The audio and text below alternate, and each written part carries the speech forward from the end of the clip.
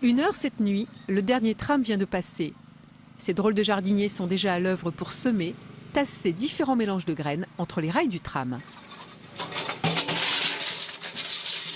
L'idée, c'est de tester des mélanges pour aboutir à plus de biodiversité. Donc les essais de trèfle et notamment de micro-trèfles sont des plantes intéressantes que l'on veut tester. Elles favorisent notamment les pollinisateurs, elles enrichissent le sol.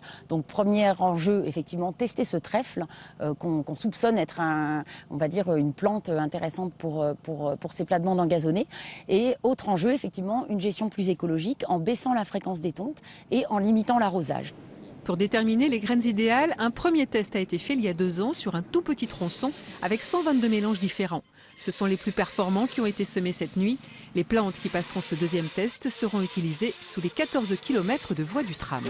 On est dans un environnement très particulier puisque sous ces voies et ce sol qu'on voit sur les voies du tram, vous avez 10 à 15 cm de terre et donc pas de possibilité pour les racines d'aller très profondément et donc des plantes qui doivent être adaptées, qui doivent avoir besoin de peu de volume.